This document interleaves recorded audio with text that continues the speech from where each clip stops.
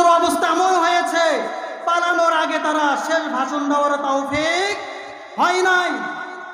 সুবহানাহু ওয়া তাআলা আল্লাহ রাব্বুল আলামিন যে কুরআনুল কারীম আমাদের মাঝে নাজিল করেছেন, আমি আপনাদের কাছে প্রশ্ন করি, এই হাজার হাজার তাওহীদি জনতার কাছে আমার প্রশ্ন, এই কুরআনুল কারীম কি মানুষের কোনো বানানো কিতাব? চিল্লা বলেন, মানুষের কোনো বানানো কিতাব? এই কুরআনুল কারীম কোন তন্ত্র মন্ত্র, এমন কোন সংবিধান নয়।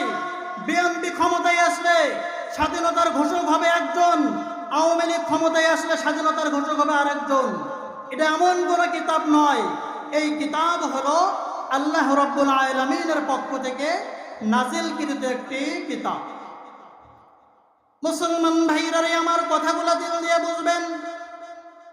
আল্লাহ রাব্বুল আলামিন বলেন, বান্দা আমি যে কুরআনুল কারীম তোমাদের মাঝে নাজিল করেছি, এই কুরআনুল কারীম মানুষের কোনো বানানো কিতাব নয়।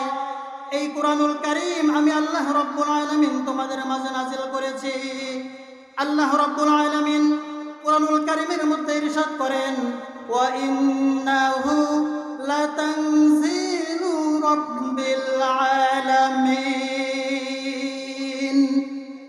এই কুরআনুল কারীম আমি আল্লাহ রাব্বুল আলামিন নাজিল করেছি। ওরে বান্দা, এই কুরআনুল কারীম এমনিতেই আমি নাজিল করিনি। এই কুরআনুল কারীম প্যাকেটিং করে কোনো মেমোরির ভেতরে লোড করে আমি দুনিয়ার বুকে নাজিল করিনি। এই কুরআনুল কারীম আমি নাজিল করেছি নাযালা বিহির রূহুল আমিন।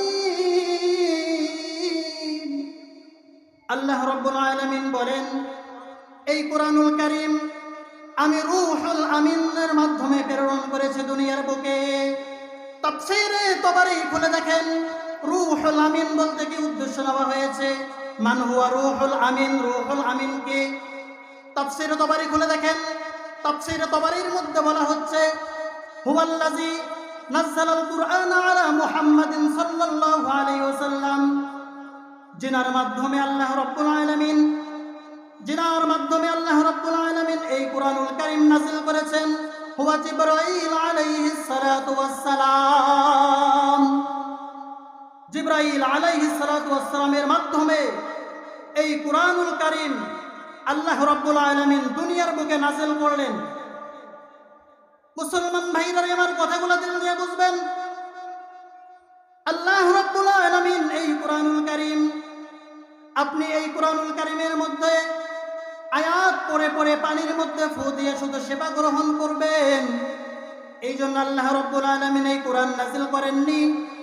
আপনি কুরআনুল কারীমের তাবিজ লেখে গলায় ঝুলাবেন আর নিজেকে আরোগ্য লাভ করবেন, এই জন্য এই কুরআনুল কারীম আল্লাহ তাআলা নাযিল করেননি।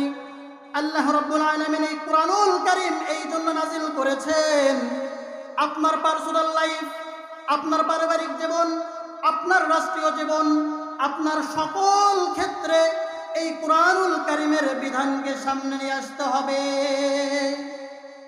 মুসলমান ভাইরা আমার, এই কুরআনুল কারীম এমন কোন কিতাব নয়। এই কুরআনুল কারীম জীবন্ত একটা কিতাব। আল্লাহ রাব্বুল আলামিন কুরআনুল কারীমের মধ্যে বলেন, তিবিয়ানাল লিকুল্লি শাই, এমন একটি কিতাব তোমাদের মাঝে আমি আল্লাহ নাযিল করেছি।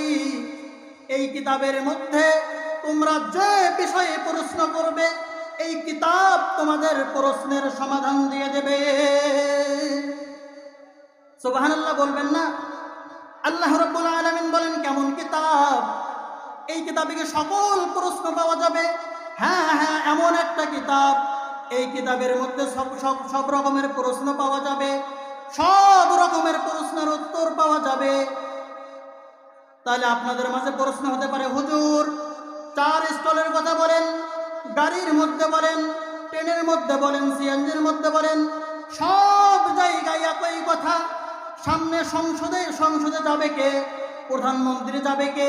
এই কুরআনুল কারীম তাদের শানে কি বলেছেন?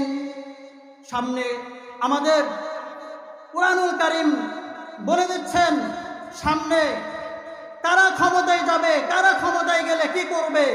আল্লাহ রাব্বুল আলামিন বলেন, যাদের ভেতরে 4টা গুণ থাকবে তারাই রাষ্ট্র ক্ষমতায় যাবে। কয়টা গুণ থাকতে হবে? 4টা গুণ। আল্লাহ রাব্বুল আলামিন বলেন, আল্লাযীনা ইম্মাক্কান্নাহুম ফিল আরদি আকামুস সালাতা ওয়া আতুজ যাকাতা ওয়া আমারু বিল মা'রুফি ওয়া নাহাউ আনিল মুনকার। আল্লাহ রাব্বুল আলামিন বলেন, আমার বান্দারা, যখন আমি আল্লাহ রাব্বুল আলামিন তোমাদেরকে কোন ভূখণ্ডের মালিক বানিয়ে দেব, কোন ভূখণ্ডের রাজত্ব দিয়ে দেব, নাম্বার 1 তোমাদের পদক্ষেপ হবে আকামুস সালাহ। নাম্বার 1 পদক্ষেপ হবে নামাজ কায়েম করা। নামাজ সমাজের মধ্যে প্রত্যেক স্তরে সব জায়গায় নামাজ কায়েম করা, নামাজ প্রতিষ্ঠা করা। বলতে পারেন, হুজুর, নামাজ প্রতিষ্ঠা করার সাথে রাষ্ট্রের কি ক্ষমতা, রাষ্ট্রের সাথে কি সম্পর্ক? তার উত্তর হলো, যখন বান্দা খুশু খুজুর সহিত 5 ওয়াক্ত নামাজ আদায় করবে, আল্লাহ রাব্বুল আলামিন বলেন, ইন্নাস সালাতা তানহা আনিল ফাহশাই ওয়াল মুনকার। আল্লাহ রাব্বুল আলামিন মানুষদেরকে সমস্ত রকমের অশ্লীল, বেহিয়াপনা, লুটতরাজ, টাকা পাচার সব জিনিস থেকে আল্লাহ রাব্বুল আলামিন বান্দাকে কি করবেন? হেফাজত করবেন। আমাদের নেতৃবৃন্দ যারা রয়েছেন, যদি তারা 5 ওয়াক্ত নামাজ খুশু খুজুর সহিত আদায় করত, তখন তারা কোটি কোটি টাকা পাচার করে বেগম পাড়ায় তারা অট্টালিকা 10 তলা 20 তলা তারা বানাতো না। এই কুরআনুল কারীম এমন একটা জীবন্ত কিতাব। এই কুরআনুল কারীমে আল্লাহ রাব্বুল আলামিন বলেন, ইন্না হাযাল কুরআন ইয়াহদি লিল্লাতি হিয়া আকওয়াম। এই কুরআনুল কারীম মানুষদেরকে হেদায়েতের পথে পরিচালিত করে।